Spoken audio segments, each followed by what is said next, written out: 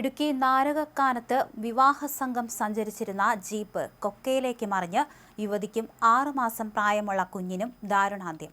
വിവാഹ ചടങ്ങുകൾക്ക് ശേഷം സമീപത്തെ വ്യൂ പോയിന്റ് സന്ദർശിച്ച് മടങ്ങുകയായിരുന്ന കുടുംബമാണ് അപകടത്തിൽപ്പെട്ടത്.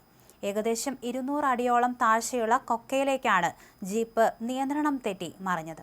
അപകട സമയത്ത് കുട്ടികളടക്കം 12ഓളം യാത്രക്കാർ വാഹനത്തിലുണ്ടായിരുന്നു. നാട്ടുകാരുടെ നേതൃത്വത്തിൽ ഉടൻ തന്നെ രക്ഷാപ്രവർത്തനം നടത്തി പരിക്കേറ്റവരെല്ലാം ഇടുക്കി മെഡിക്കൽ കോളേജ് ആശുപത്രിയിൽ എത്തിച്ചു. നിലവിൽ ചികിത്സയിലുള്ളവരിൽ 3 പേരുടെ നില അതീവ ഗുരുതരമായി തുടരുന്നു. ഇവരെ വിദഗ്ധ ചികിത്സയ്ക്കായി തൊടുപുഴയിലെ സ്വകാര്യ ആശുപത്രിയിലേക്ക് മാറ്റാനുള്ള നടപടികൾ ആരംഭിച്ചിട്ടുണ്ട്. നാരകക്കാനത്തെ ദുർഘടമായ പാതയിൽ വെച്ചാണ് വാഹനം അപകടത്തിൽപ്പെട്ടത്. ഒരു വിവാഹ ചടങ്ങിനെത്തിയ കുടുംബത്തിന്റെ യാത്ര കണ്ണീരോർമ്മയായി മാറിയതിന്റെ ഞെട്ടലിലാണ് പ്രദേശം. പോലീസ് സ്ഥലത്തെത്തി അന്വേഷണം ആരംഭിച്ചിട്ടുണ്ട്. അതേസമയം മലപ്പുറം ജില്ലയിലെ കുറ്റിപ്പുറം ദേശീയപാതയിൽ റെയിൽവേ മേൽപ്പാലത്തിന് സമീപം വാഹനാപകടം. ചരക്ക് ലോറി നിയന്ത്രണം വിട്ട് മറ്റു വാഹനങ്ങളിലേക്ക് ഇടിച്ചു കയറി. വൈകുന്നേരം 6:30 നടന്ന ഈ അപകടത്തിൽ ലോറി ഉൾപ്പെടെ 8 വാഹനങ്ങൾ തകർന്നു.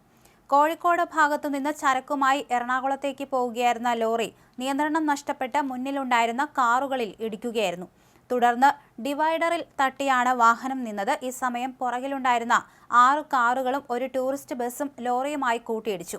അപകടത്തിൽ കാറിൽ യാത്ര ചെയ്തിരുന്ന ഒരു കുട്ടിക്ക് പരിക്കേറ്റു.